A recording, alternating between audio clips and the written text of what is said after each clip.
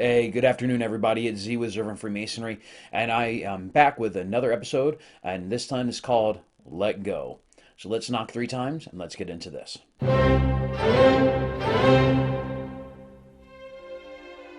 Hey, good afternoon, everybody. It's Z again. Today we're talking about Lodge leadership and being a worshipful master, and my advice, which is simply let go.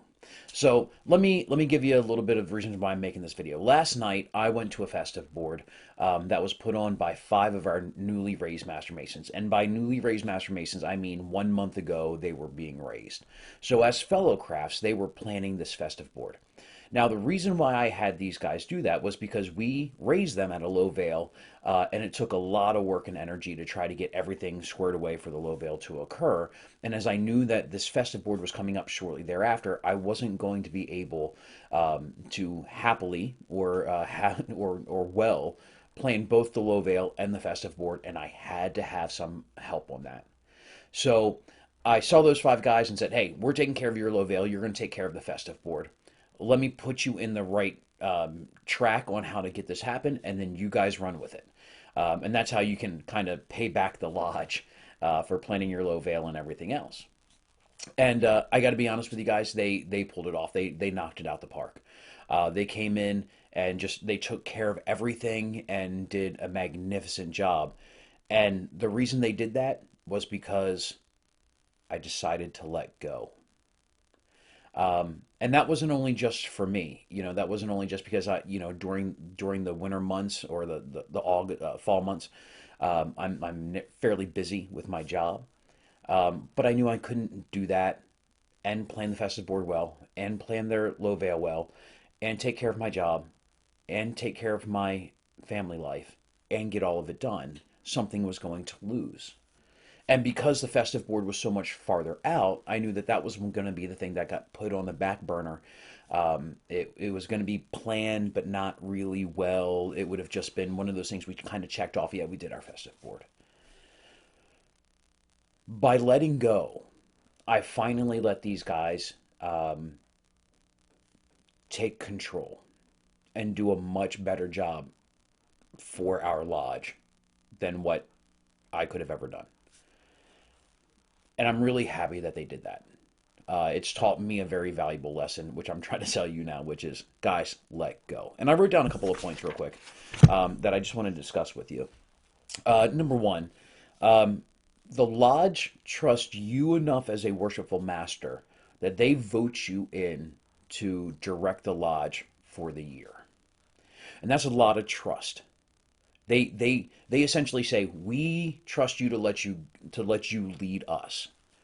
So my question is, are we extending that back to them? Do we say, I trust you enough to plan this party or this or work on this committee? And do we let them do that? It seems very one-sided for them to say, we trust you to be a worshipful master, and then for the worshipful masters to go, like, you have to do everything that I'm telling you in the way that I do that, without letting them go. We're not reciprocating that same trust. We're not treating brothers as equals. So if you're a worshipful master, think about that. The moment you let go is the moment you put trust into your lodge members who have put trust into you. And it should be reciprocal like that. That's how we work. The other one, that a couple other points that I put in there, it's when you let go, you let them head a committee, you let them plan a party, you let them do whatever.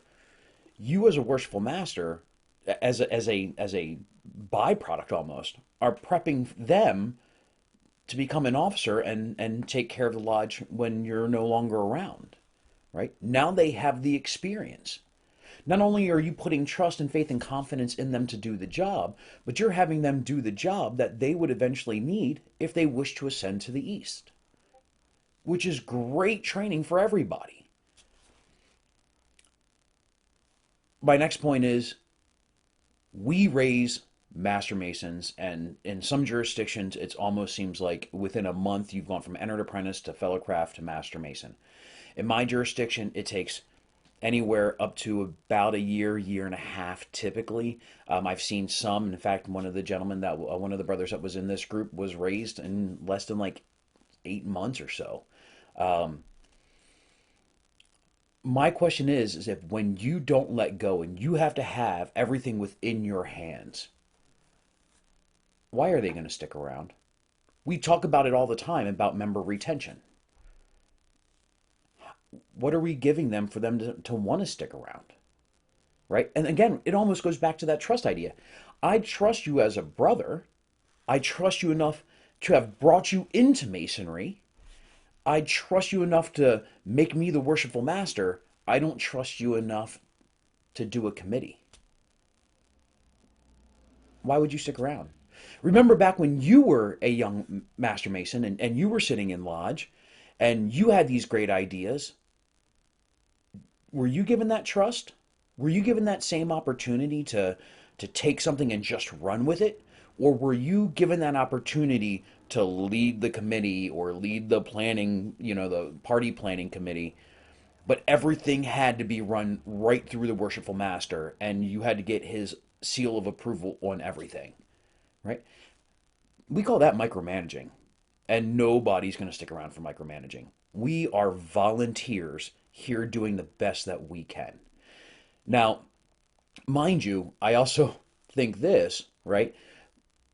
When we let go, there is more than likely going to be a chance that something gets messed up, right? Were there flaws last night? Yeah, absolutely. Were there things that we can change for next year? Absolutely. Did anybody care at all while that dinner was going on? Not a single one. In fact, I can almost guarantee you that there were things that went on that got solved before they ever got to me. And I never even heard about them because I trust my Masons to take care of that. Give your guys the reason to stick around. And you get them to stick around by giving them something to work with for and you putting your trust in them as we should do as brothers. And I always think back to that same idea. You trust me enough, you believe in me enough to make me a Mason, to make me a master, to help me become a Master Mason. But I can't run a party planning committee without checking it with the worshipful master or the senior warden or whoever you have working as the head. I thought this was a brotherhood. Yeah, and there are some big things that you absolutely have to take into account. Some things you check on and go like, hey, we want to make sure we have the right date, we have this, or hey, we're thinking about doing X, Y, and Z, making sure we're not going outside of the bounds. But let them do it, guys. Let go. Please, let go. Don't hold your lodge and make sure that everyone's coming up and having to get everything approved by you. Because one of the other things that I have on this list is let go of tradition, right? We as Masons are big on tradition. We should be big on tradition as long as the tradition makes sense. During this evening, one of the guys, came up to me and said, "Hey, what do you think about doing like a half hour worth of social stuff, and then after dinner, we can then we can just try to have like a dinner dance afterwards, or can we get a DJ? Can we have that happening? Can we kind of make it like this or this?" And I go, "Whoa, whoa, whoa, whoa, hold on. That's not what we've done before." And I actually caught myself saying, "We haven't done that before." And I almost hated myself for it because I am the dude that's always like, "So what if we haven't done it before? That's what I want to do. Why can't I do it?" And when someone would have said, "Because it's tradition," I would have been so very unhappy. But yet I found myself in that moment saying, "Well, because tradition." Ooh. And I had to stop myself, which is one of the reasons why I love letting go. New ideas, and you sit back and go like, "That's a great, why didn't I think of that?" Right? If you were strictly under control of me, right, or you're under the control of me, and I do everything the way that I was taught, then there's no advancement. There's nothing bigger. There's nothing better.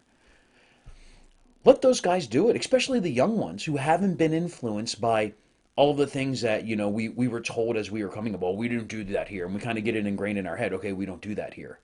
No, let them do it. Let them try to break free. As long as you're following the dictates of the Constitution and the 25 landmarks of Freemasonry, and it's getting done, and they're putting their own personal spin, and they're having ownership over it. Stay out of the way.